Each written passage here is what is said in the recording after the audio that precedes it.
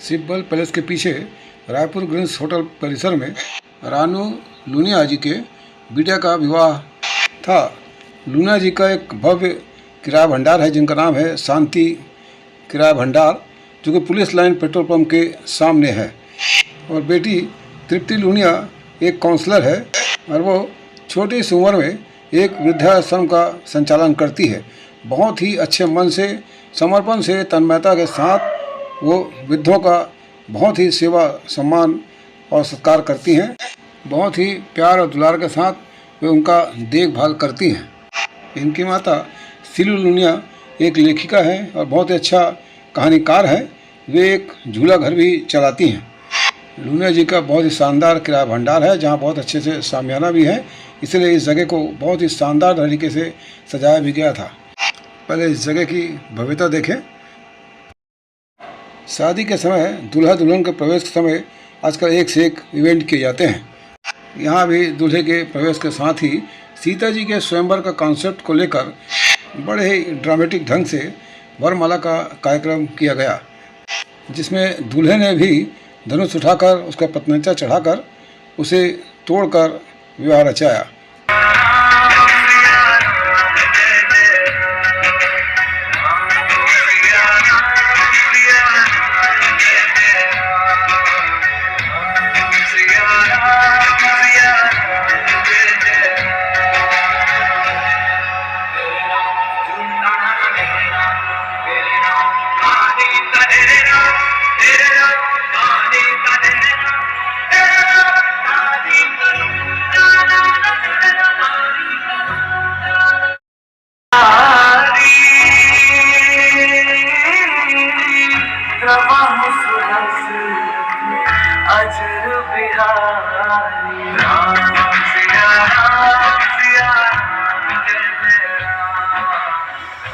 मिथिला पहुंच गुरु का भव्य स्वागत हुआ। वह उनके साथ पहुंचे दोनों कोमल ऋषि काया के दोनों विद्वानों का भी वैसा ही स्वागत हुआ। स्वयंवर का समय आया और मिथिला नरेश के दरबार में देश दुनिया से आए अलग अलग राजाओं की भीड़ लगी थी। और तभी राजा जनक बोले, जो कोई शिव धनुष पर बाण का संधान कर लेगा उसका विवाह सीता के साथ कर दिया जाएगा। ये कोई आम धनुष न था, जिसे 5000 मनुष्य की तरह धक्का देकर भीतर लाए थे। इस धनुष का नाम विनाश था। समय समय पर कई राजा ने अपनी ताकत पर इतराते घमंड से धनुष को उठाया, लेकिन कोई भी इस धनुष को हिलाकर नहीं पाया। मुनि विश्वामित्र भी मुस्कुराकर यह दृश्य देख रहे थे। तभी गुरु ने प्रभु श्री राम को आदेश दिया, आप जाएं और महायोगी शिव शंभु के पिनाक पर पतंचा चढ़ाएं।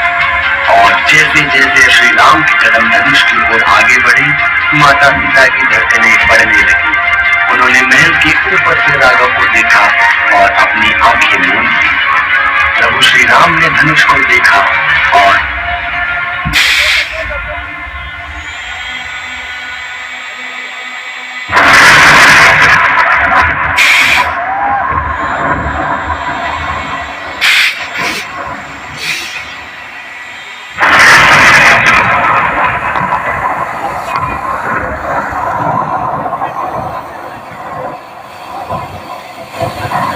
माता सीता को लक्ष्मी का अवतार माना जाता है।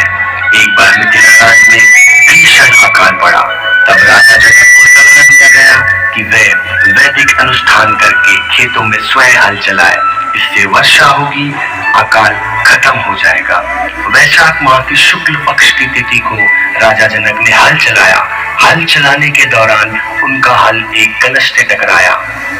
राजा जनक ने धरती खोदकर कलश निकाला और उन्होंने जब इसे खोला तो उसमें एक कन्या थी। राजा जनक ने उस कन्या को पुत्री के रूप में स्वीकार किया। सीता का सौम्य व उनकी सुंदरता देखते ही बनती है। पूरा विश्व मानो रुककर उन्हें निहार रहा है और प्रभु श्री राम उनके मिलन की इस वेला का साक्षी बनना चाहते हैं। तुम राजकुमारी हो जानकी, तुम्हारी महलों में। मेरा महल तो वही है जहाँ मेरे राम है।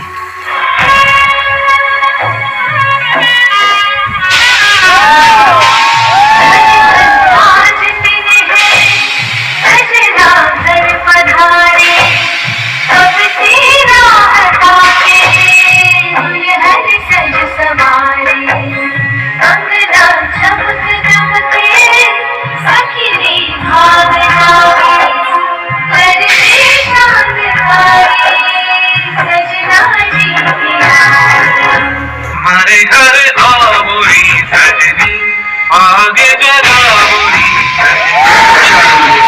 का वातावरण मनुष्य में माता पिता और प्रभु श्री राम के एक होने की बेला है। गीत गाए जा रहे हैं, ढोल नगाड़ों की आवाज से दशों दिशाएं गूंज रहे हैं।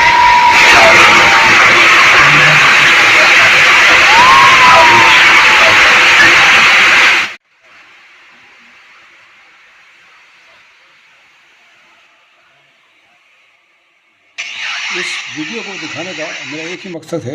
एक तो ये कॉन्सेप्ट थोड़ा अलग हटकर था, और दूसरा ये कि पति को बराबर का सम्मान देना। जहाँ दुल्हन दूल्हे के पैर पड़ रही है, वहीं दूल्हा भी पत्नी को वही सम्मान देकर उसका पैर पड़ता है। यह भी बहुत ही सराहनीय और देखने लायक चीज़ थी कि पत्नी को बराबर का सम्मान दिया जा रहा है। आज तक इस तरह से कहीं भी किसी मंच पर मैंने नहीं देखा, इसलिए ये वीडियो आपको शेयर कर रहा हूँ। दूल्हे राजा डॉक्टर हैं, MBBS हैं, और तृप्ति काउंसलर हैं, वृद्धाश्रम चलाती हैं। आप दोनों को बहुत बहुत बधाई, शुभकामनाएं शादी की। इसी तरह का सम्मान आप एक दूसरे को देते रहें और प्यार से सुखमय जीवन बिताएं, यही मेरी कामना है।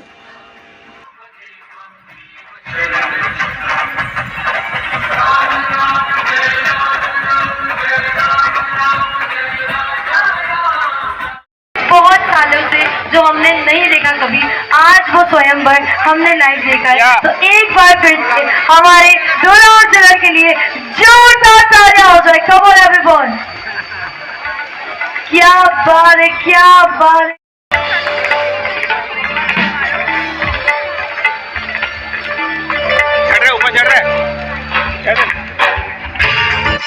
तो साथियों, अभी तक जिसने इस चैनल को सब्सक्राइब नहीं किया है, वे VRS न्यूज़ चैनल को सब्सक्राइब करें और हमारे साथ जुड़े रहें। धन्यवाद।